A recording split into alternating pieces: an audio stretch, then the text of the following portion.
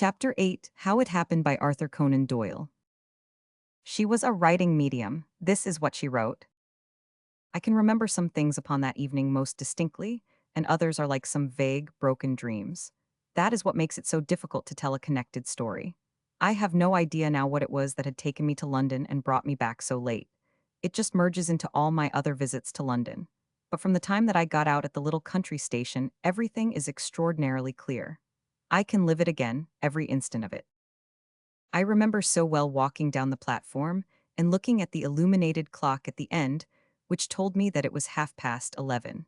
I remember also my wondering whether I could get home before midnight. Then I remember the big motor, with its glaring headlights and glitter of polished brass, waiting for me outside.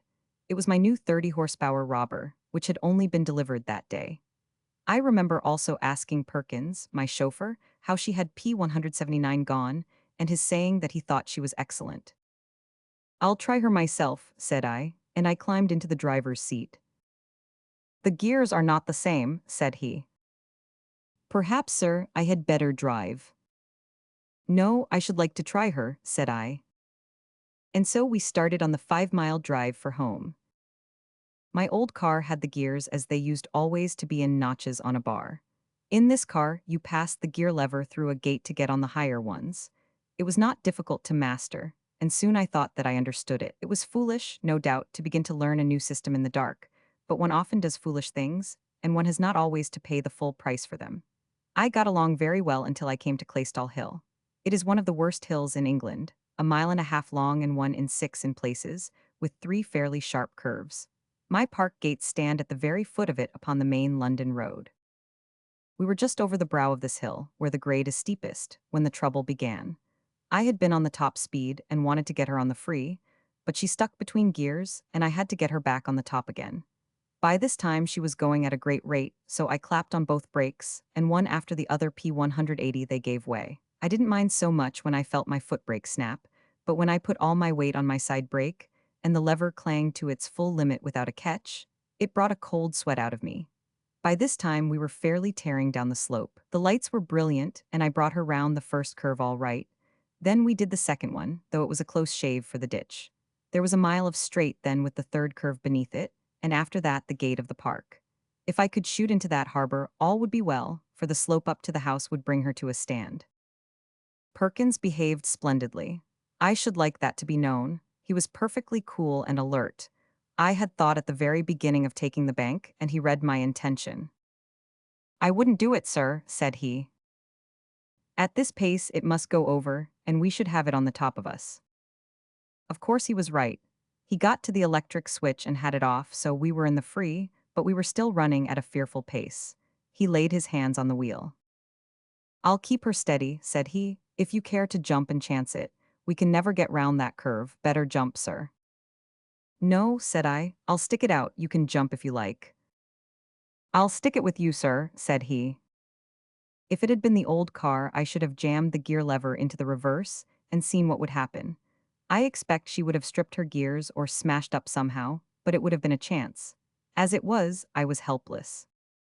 Perkins tried to climb across, but you couldn't do it going at that pace. The wheels were whirring like a high wind and the big body creaking and groaning with the strain. But the lights were brilliant, and one could steer to an inch. I remember thinking what an awful and yet majestic sight we should appear to anyone who met us. It was a narrow road, and we were just a great, roaring, golden death to anyone who came in our path. We got round the corner with one wheel 3 feet high upon the bank. I thought we were surely over, but after staggering for a moment, she righted and darted onwards. That was the third corner and the last one. There was only the park gate now. It was facing us, but, as luck would have it, not facing us directly. It was about 20 yards to the left up the main road into which we ran. Perhaps I could have done it, but I expect that the steering gear had been jarred when we ran on the bank. The wheel did not turn easily. We shot out of the lane. I saw the open gate on the left. I whirled round my wheel with all the strength of my wrists. P-182 Perkins and I threw our bodies across, and then the next instant, going at 50 miles an hour, my right front wheel struck full on the right-hand pillar of my own gate. I heard the crash. I was conscious of flying through the air, and then. When I became aware of my own existence, once more I was among some brushwood in the shadow of the oaks upon the lodge side of the drive. A man was standing beside me. I imagined at first that it was Perkins, but when I looked again, I saw that it was Stanley, a man whom I had known at college some years before, and for whom I had a really genuine affection. There was always something peculiarly sympathetic to me in Stanley's personality, and I was proud to think that I had some similar influence upon him. At the present moment, I was surprised to see him, but I was like a man in a dream, giddy and shaken, and quite prepared to take things as I found them without questioning them. "What a smash," I said. "Good Lord, what an awful smash." He nodded his head, and even in the gloom I could see that he was smiling the gentle, wistful smile which I connected with him. I was quite unable to move. Indeed, I had not any desire to try to move. But my senses P183 were exceedingly alert.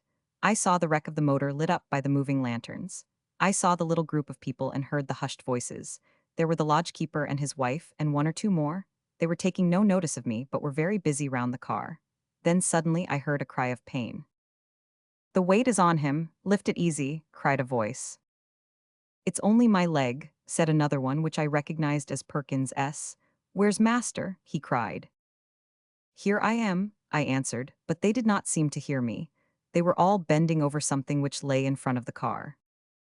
Stanley laid his hand upon my shoulder, and his touch was inexpressibly soothing. I felt light and happy in spite of all. "No pain, of course," said he. "None," said I. "There never is," said he. And then suddenly, a wave of amazement passed over me. Stanley, Stanley. Why, Stanley had surely died of enteric at Bloemfontein in the Boer War. "Stanley," I cried, and the words seemed to choke my throat. "Stanley, you are dead." He looked at me with the same old, gentle, wistful smile. "So are you," he answered.